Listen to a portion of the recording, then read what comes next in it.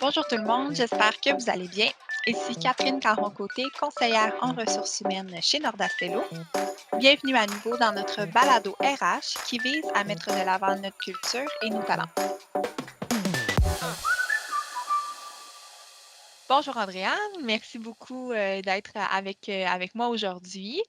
J'aimerais ça que tu me parles un peu de ton parcours scolaire, mais aussi professionnel. Bonjour, je m'appelle Andréane Frenette, je suis technicienne en génie civil pour la place d'affaires de Rivière-du-Loup depuis 2008. J'ai gradué d'une technique de génie civil en 2008 du Cégep de Rimouski. Je travaille principalement dans le département de travaux civils, mais je suis partagée avec les gens de réseau routier. Mes tâches sont vraiment là, autant là, des tâches terrain, de relevé d'arpentage, de surveillance, de conception, de dessin. Je fais ça depuis, j'entends ma 14e saison, puis avec une équipe multidisciplinaire du bureau de Rivière-du-Loup. Puis Andréane, dis-moi, qu'est-ce qui t'a mené à choisir le domaine du génie civil, puis la technique plus particulièrement? Ben, une expérience peut nous mener loin dans la vie. Mm. Moi, quand j'étais à la fin de mon secondaire, j'avais choisi de m'en aller en transformation des aliments à OK. l'Institut de technologie agroalimentaire de la Pocatière. Puis, j'ai eu un emploi étudiant à la ville de Saint-Basile. Ils embauchaient un étudiant pour faire des tâches pendant l'été. Puis, j'ai découvert carrément un domaine que je ne connaissais pas, puis que j'ai vraiment beaucoup, beaucoup apprécié, là, jusqu'au point à me demander est-ce que je rentre vraiment à l'ITA au mois d'août. J'ai fait ma première session à temps plein, puis à ma deuxième session, là, le goût du génie civil était trop fort, donc Mm. l'année suivante, j'ai changé pour technique de génie civil au Cégep de Rimouski. Puis c'est c'est là que je vois que une expérience de travail peut vraiment faire tout changer. Là, c'est deux domaines qui sont complètement divergents. Puis je n'ai aucun regret dans le choix que j'ai fait. Puis à l'époque, est-ce que tu te retrouvais à être une des seules filles dans dans ta classe? On a commencé, on était deux groupes. On était trois filles dans les deux groupes, puis on a terminé que seulement deux filles qui ont gradué là, de mon année, là. Wow, sur un groupe de combien de personnes au total? On a commencé à 44 étudiants. On a fini moins, là, mais ça a commencé à 44. Alors, c'est pas beaucoup quand même, hein, quand on y pense.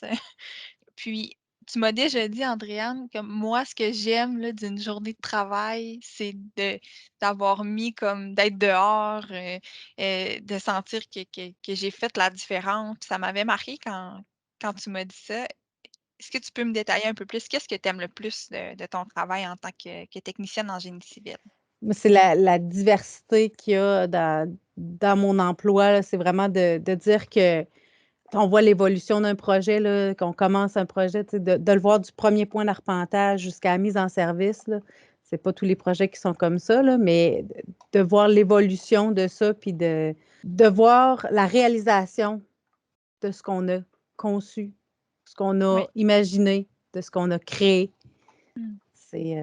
Ça devient du tangible. Puis, tu l'as dit, c'est un métier non traditionnel, beaucoup plus, d'hommes encore, de plus en plus de femmes, mais beaucoup plus d'hommes, dans ce métier technique-là.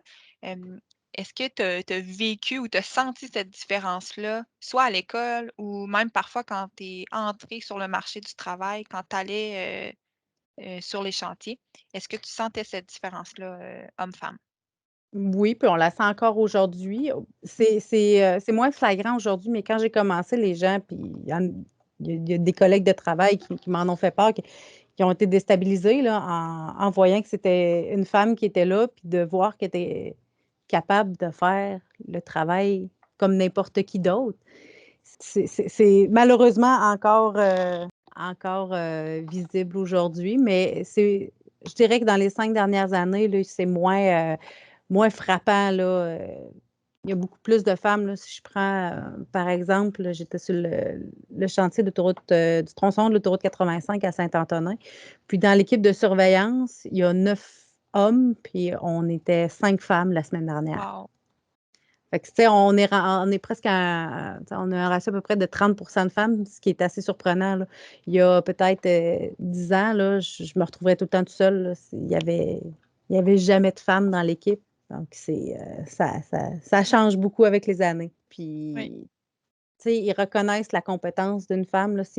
Il y a moins de tabous par rapport à ça. Puis, il y a certains, je dirais, des gens qui sont peut-être un peu plus âgés qui ont un certain blocage par rapport à ça, mais pour les jeunes, là, ça, c'est- ça fait partie de la vie, là.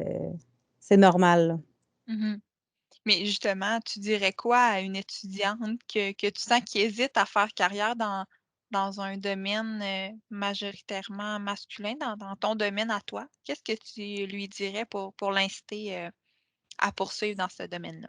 Ça peut sembler peurant de se lancer dans un domaine qui est traditionnellement masculin, mais maintenant, les femmes sont acceptées partout. Puis pourquoi, pourquoi se priver de faire un si beau métier seulement dans le prétexte d'être une femme? C'est valorisant de prendre sa place, surtout dans l'univers de la construction. Ça peut en déstabiliser certains, mais ils finissent par apprécier notre présence puis reconnaître nos compétences. Puis en 2006-2007, j'ai été lauréate nationale pour le concours Chapeau les filles. Puis, Mmh. c'est encore une fierté aujourd'hui de dire que je me suis rendue là. Puis, ce concours-là, dans le fond, valorise et fait la promotion aussi des métiers qui sont traditionnellement masculins. Puis, moi, je me suis jurée de justement de promouvoir les métiers traditionnellement masculins, puis d'encourager les femmes qui hésitent, qui ont peur à y aller. Ça me donne des frissons ce que tu me dis parce que tu vraiment quelqu'un, je trouve, qui s'affirme, qui a les 2 pieds bien ancrés, puis je pense que tu es vraiment un beau modèle Mais pour c'est les jeunes important. filles. Ouais, c'est C'est tellement important, puis c'est pas important, donné à tout le monde. là. Mmh. Moi, je dis tout le temps, tu sais, des fois, il y a des gens qui disent, ah, mais je suis pas, tu sais, je suis pas capable de faire ça. Qu'est-ce qui fait que tu n'es pas capable? Pourquoi tu dis que tu n'es pas capable? Il y en a pas de limite, là. Si un homme est capable de conduire un chargement hors norme d'éolienne, ben, pourquoi une femme ne serait pas capable? Il y a C'est, aucune raison. ça prend deux pieds, deux mains, puis une Exact. tête. Quand j'entends des femmes dire, ouais, mais je suis pas capable. Pourquoi? Quelle est ta contrainte? Quand on voit qu'il n'y en a pas de contrainte, là, Mmh. il n'y en a pas de limite, là. C'est difficile de faire comprendre, de changer cette mentalité-là. Tu sais, on voit que c'est vraiment ancré de dire: «Ah mais non, je suis pas capable, je suis une femme». Non, tu sais, c'est pas une raison. C'est pas un prétexte. Il te manque Mmh. une main, c'est une raison, mais d'être une femme, c'en est pas une. Non, ça devrait jamais en être une. Puis justement, tu sens que, les femmes font quelle différence dans le monde du génie? Qu'est-ce que toi, tu es témoin de cette différence-là, homme-femme? Bien qu'on est tous pareils, on est tous au même pied d'égalité, mais qu'est-ce que les femmes apportent dans ce domaine-là? Moi, je trouve que les femmes apportent une vision différente des choses, que ça change la dynamique d'une équipe de travail. Ça va rechercher aussi un certain équilibre. Ça amène, ça paraît un peu cliché, mais ça amène de la douceur, ça rend un peu plus les choses humaines. Moi, je me rends compte de la différence que ça crée quand il y a la présence d'une femme. Tout à fait. Puis tu m'as dit: «Il y en a pas de limite». Est-ce que tu as un rêve fou de carrière? Si justement il y en a pas de limite, est-ce qu'il y a quelque chose que tu as pas encore accompli que tu aimerais faire professionnellement? Honnêtement, je pense pas parce que ce que je fais en ce moment, là, ça m'apporte mon équilibre parfait. De pouvoir autant être sur le terrain, dans le feu de l'action, puis de prendre du temps aussi pour travailler sur des projets en conception, je peux pas demander mieux, c'est ce que j'ai besoin. Puis je trouve que plus particulièrement le métier de technicienne en génie civil permet ça, que c'est super, c'est vaste, c'est large. Puis, il y a tellement, il y a une multitude de secteurs qu'on peut travailler, que ce soit autant dans la qualité des matériaux, les structures de bois, béton, acier, le routier, le génie municipal, l'environnement. On est un peu des touches à tout. c'est très vaste comme domaine, puis c'est vraiment intéressant. Ben, merci Andréane, tu es vraiment une bonne ambassadrice, de ton métier, c'est super inspirant. Est-ce que tu avais autre chose que tu voulais me partager? Anecdote, commentaire? Je sais pas si ça se dit. Vas-y donc. J'ai fait, moi j'étais vouée à travailler pour, Roche slash Nordastello. J'avais fait Mmh. mes stages au cégep, au bureau de Roche à Rimouski. Puis un technicien qui était là, il me demande, il dit, c'était très sexiste. Mais moi, j'ai répondu tac au tac. Il me demande, il dit: «Qu'est-ce que ça fait une femme en génie civil?» Je dis: «Une femme en génie civil, qu'est-ce que ça fait? La même chose qu'un homme, mais en mieux». Il a viré ses bottines, puis il s'est en allé. Et il y a il y en Mmh. avait un autre et ça, c'était un vieux, là.